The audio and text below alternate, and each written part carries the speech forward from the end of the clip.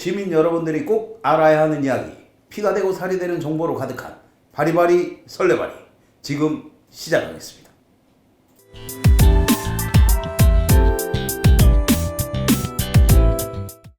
네, 바리바리 설레바리 오늘 세 번째 시간입니다. 자, 오늘도 변함없이 성남의 참기자, 진짜 참기자 기호일보 이강철 기자님 나오셨습니다. 네, 안녕하세요. 네, 반갑습니다. 일주일 만이죠? 네, 일주일 만입니다. 네. 어떻게 지내셨어요, 일주일 동안? 일주일이 금방 가더라고요. 금방금방 촬영일이 돌아오죠. 그렇죠. 뭐 별거 안 한 것 같은데 뭐 조금 이렇게 하면 또 촬영해야 되고 또 이게 잠깐 이게 했나 그런데 또 촬영해야 되고 이렇게 되지 않습니까? 아이템 선정하는 것도 그렇고 네네. 또 지역에서 또 여러 가지 이슈가 있다 보니까 네, 그렇습니다. 좀 정신없이 지내고 있는 것 같아요. 네, 아무래도 이강철 기자님은 여기저기 다니시는 곳이 많기 때문에 이 아이템들이 넘쳐나는 걸로 제가 알고 있어요. 예. 혹시 옆에서 이런 얘기 저런 얘기 해달라고 그러지 않아요? 아니 요즘에 또 코로나 시국이라 예. 사실상 이제 많이 다니지는 못하는데 네네. 그래도 이제 곳곳에서 들려오는 얘기들이 많이 있습니다. 제보. 네, 그래서 사실 제가 좀 시간을 많이 좀 채이고 있어요.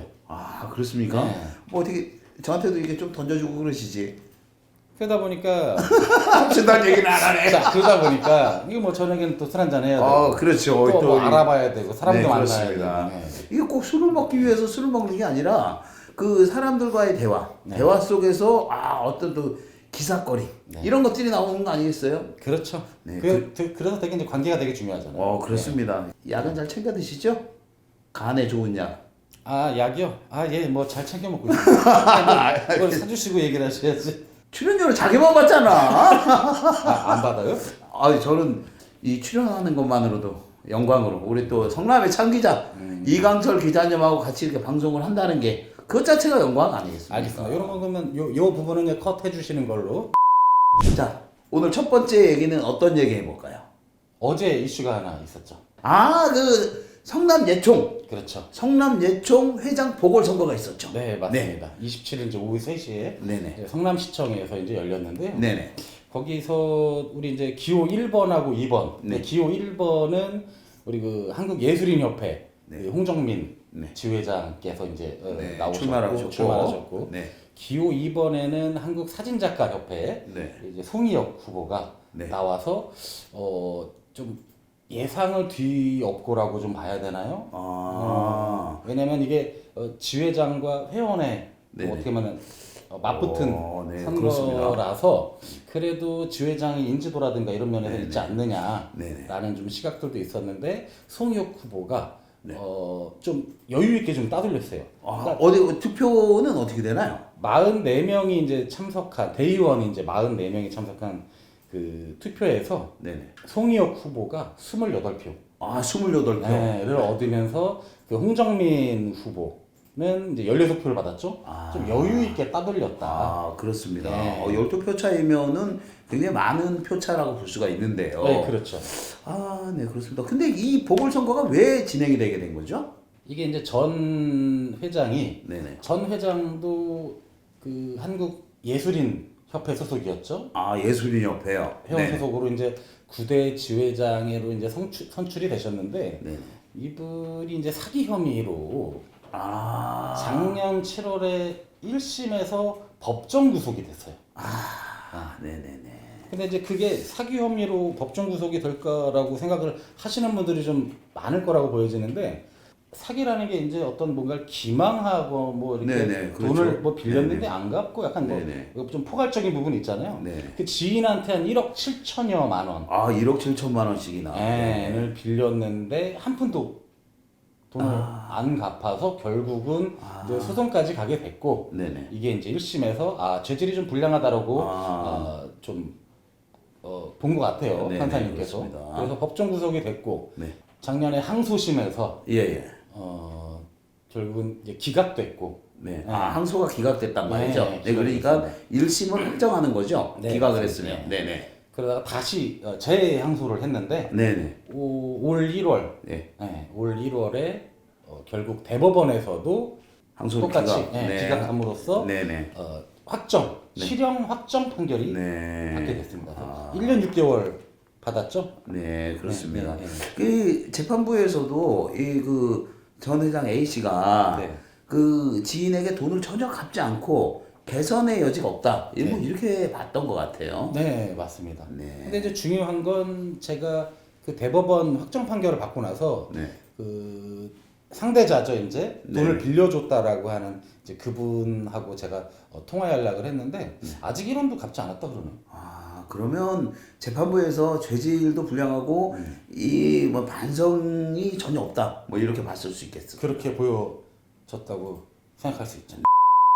그런데 아까 그 말씀하시는 거 들으니까 회장 후보로 한 분은 지회장, 한 분은 회원. 네. 근데 이 자격으로 입후보를 했단 말이죠. 네. 제가 알고 있기로는요. 예전에는 각 지부에 지부장들이 나와서 선거를 해서 한 명을 회장으로 뽑았단 말이죠. 그렇죠. 근데 언제부터인가 회원들이 출마 자격이 생기고 회원들도 출마를 해서 회장에 당선되는 네. 이런 일이 있습니다. 그죠? 네. 실형이 확정된 전 회장 A씨도 사실은 뭐 지부장이나 지회장이나 이게 아니라 그냥 회원 자격으로 출마해서 당선이 됐었죠. 회원에 회장에 당선이 된 거 아니겠습니까?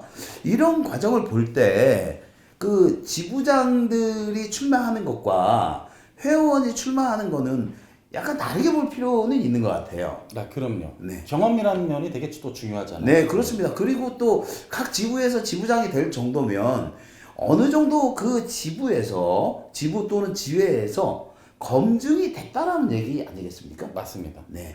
그런 과정 없이 물론 이제 그 현재 지회장과 회원이 같이 출마를 할 수 있다는 게 그 예총 회장 선거 규정에는 문제가 없다고 얘기를 합니다만 네. 그 예총에도 사실 시민의 혈세가 들어가는 거 아니겠습니까?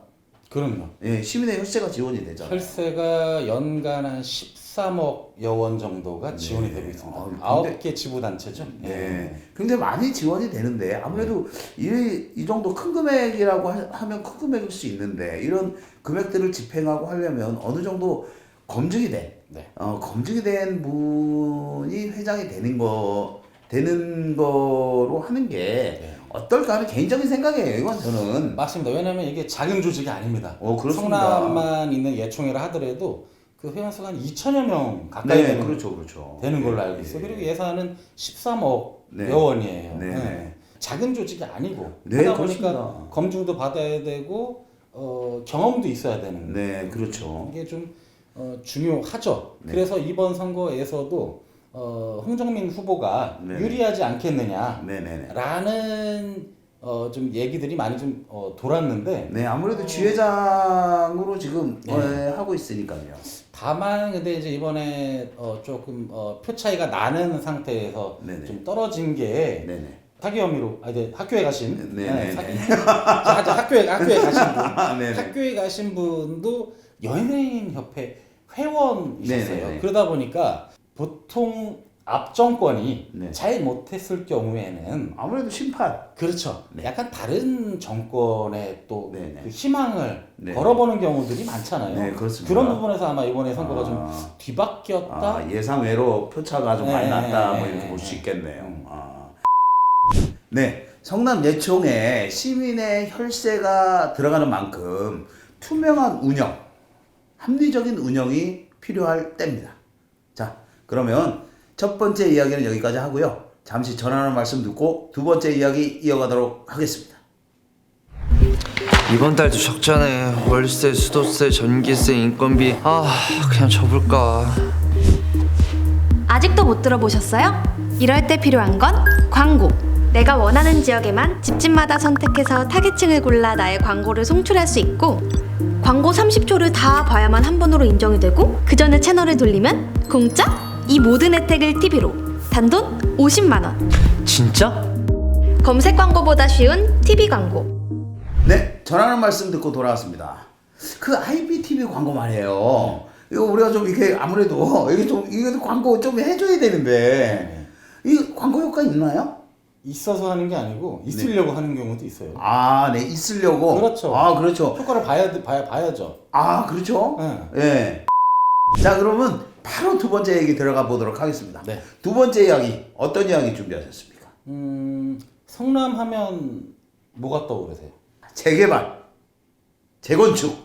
그렇죠. 네. 분당도 재건축이 지금 굉장히 네. 뜨거운 이슈로. 핫한 이슈입니다. 네, 지금. 네. 뭐 여기 보면 사실 전국이 다 그런데 원도심 지역에는 워낙 낙후된 데가 많다 보니까 네.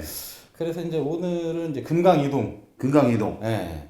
그 작년에 이제 국토부 공모에서 네네. 그 복합 사업 후보지로 선정이 됐습니다. 아, 여기가 또 요즘도 시끄러워요. 아 여기가요? 네. 아, 제가 알고 있기로는 그때 국토부 그 사업에 선정됐을 때 네. 굉장히 프랜카드도 많이 걸리고 굉장히 좋은 사업이다라고 얘기가 많이 나왔었는데 말이죠. 네. 근데 이제 그 당시에는 이제 주민들이 직접 네네. 동의서를 작성해서 국토부 공모에 신청을 한 거죠. 아. 그게 선정이 된 겁니다. 네네, 그렇죠. 아무래도 네. 국토부에서도 사업을 하려면 맨 땅에 헤딩하는 것보다는 어느 정도 동의를 받아 놓고 시작을 해야 사업이 빨리 진행될 거 아닙니까? 사실 이런 적이 없었죠. 네, 그렇죠. 주민들이 해달라고 해서 동의서를 갖다 줘도 안 됐는데 최근 들어서 이제 많이 부동산 네네. 문제가 네네, 그렇죠. 뭐 전국적으로 네. 참 여러 가지 지금 네. 파장 효과를 지금 불러 네, 일으키고 그렇습니다. 있어요. 네, 그러다 보니까 이런 공모가 진행이 됐고 네. 이게 또 선정이 됐습니다.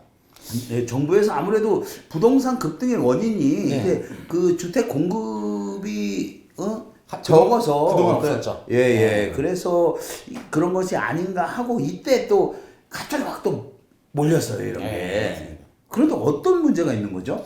재개발 재건축이라는 거는 그 일전에도 그 상대원 2구역에 좀 문제가 좀 있었죠. 네, 그렇습니다. 네, 어마어마한 큰 사업이고 네네. 비용도 들어가고 네네, 그렇습니다. 추가 분담금 주민들이 이제 추가 분담금부터 해가지고 네. 어마어마한 사업이기 때문에 말들이 많잖아요. 예, 그렇죠. 요것도 마찬가지예요. 아, 그렇습니다. 이게 아무래도 재개발, 재건축 이런 부분들은 주민들의 실제적인 재산, 네, 재산에 직접적인 관련이 있는 거라 맞습니다. 주민들의 첨예한 그 갈등이 있을 수밖에 없거든요. 정부가 부동산 규제를 최근 몇 년 동안 네네. 뭐 몇 달에 한 번씩 네네. 계속 이제 발표를 오면서 네. 여러 가지들을 이제 규제를 해요. 네네. 사실은 이 공공주택 복합 사업 네. 이 부분도 어떻게 보면 그 정부 사업의 하나예요. 뭐냐면 이게 3080 플러스 대도시권 주택 공급 방안 네. 이사 대책이 하나거든요. 네.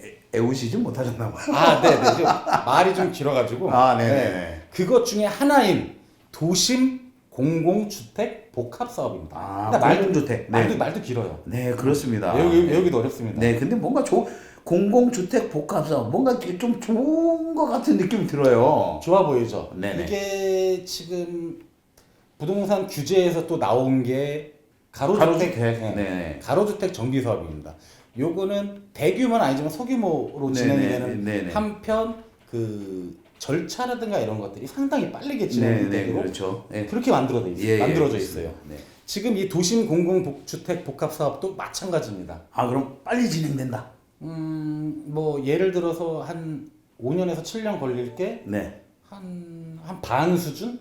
아, 그렇게 빨리 진행이 되나요? 네, 뭐 한 2년 반, 3년이면 네. 어떤 관련 절차라든가 이런 네네. 것들이 진행이 돼요.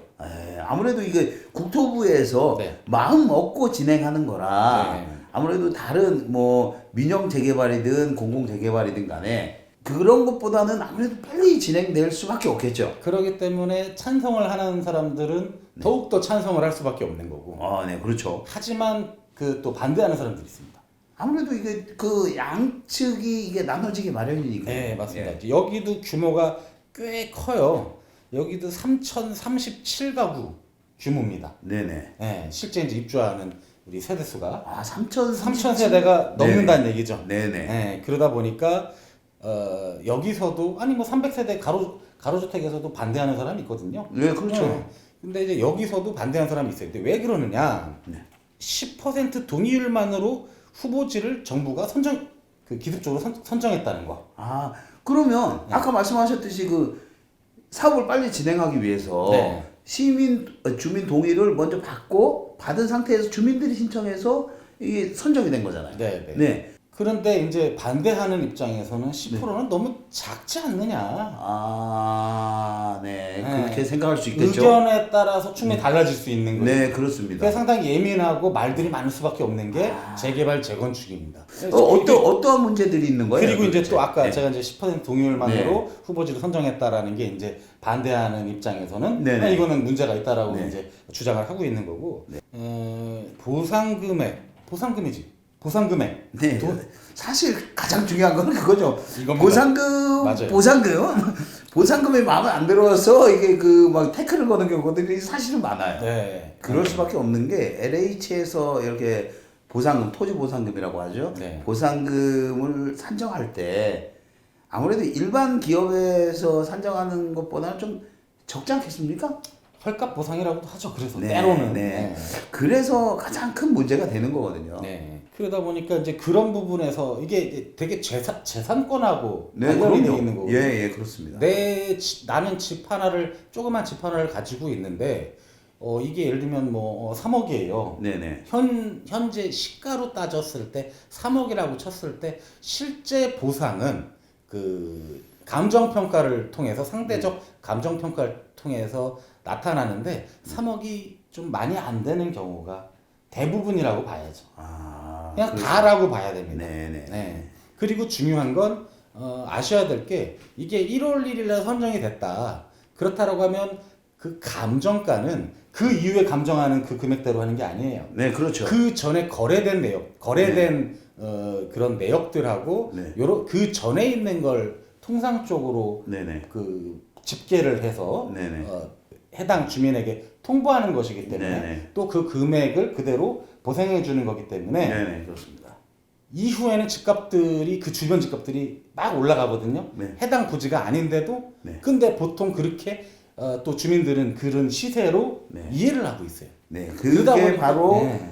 권리 산정 기준일이죠. 맞습니다. 네. 네. 그 전에 거래된 금액들을 거의 평균을 내서 어느 시점에 요 금액이라고 얘기하는 게 바로 권리 산정 기준일. 네, 그렇죠. 이제 네. 권리 산정 기준일이 정해져 있어요, 지금. 네, 그렇죠. 그러다 보니까 그 이후에 예를 들면 매매를 했다든지 네네. 뭐 하게 되면 때로는 보상을 네, 내가 산 금액보다도 보상을 못 받아요.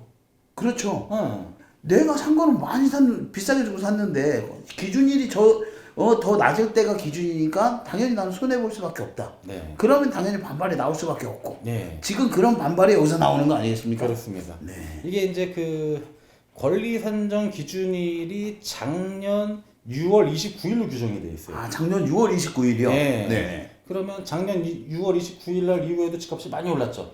예, 많이 올랐죠. 그 재건축, 재개발 뭐 이런 소문이 돌기만 하면 그냥 집값이 그냥 팍팍팍 올라가잖아요. 뭐 아파트 값은 뭐 네. 말도 안 하겠습니다. 이게 아파트 값은 저도 뭐 배가 아파서 말도 안 하겠습니다. 우리랑 레벨이 전혀 안 맞아갖고. 그렇기 때문에 그 이후에 집값들도 많이 올랐고, 네. 또 그 당시 요걸 내용을 잘 모르고 전후에 그 전에 직전에 샀던 분들도 네. 사실은 어떻게 보면 피해자라고 볼 수도 있어요. 네, 그렇습니다. 근데 이 개인의 선택이기 때문에 뭐라고 얘기할 수는 없는데 그렇다고 주민들의 재산이 제대로 평가받지 않는 것도 참 마음이 아픈 일입니다. 네, 맞습니다. 참 이 딜레마입니다, 이게. 네. 그래서 여기서 이제 그 금강 이동에서 이제 시청 앞에서 2번 집회를 가졌어요. 네. 그분들이 나왔다라는 거는 결국은 내가 터전을 헐값에 네. 헐값이라고 하면 좀 그런가요? 어쨌든 좀 내가 생각했던 것보다 적은 금액으로 주고 나와야 네네. 되는데 네네. 그 돈으로는 어디 가서 살 수가 없어요. 네네. 그렇기 때문에 이분들은 떠밀려 나오게 된 형태죠. 네, 그럴 수 있겠습니다. 네. 그래서 그날 이제 시청 앞에서 집회를 하고 네.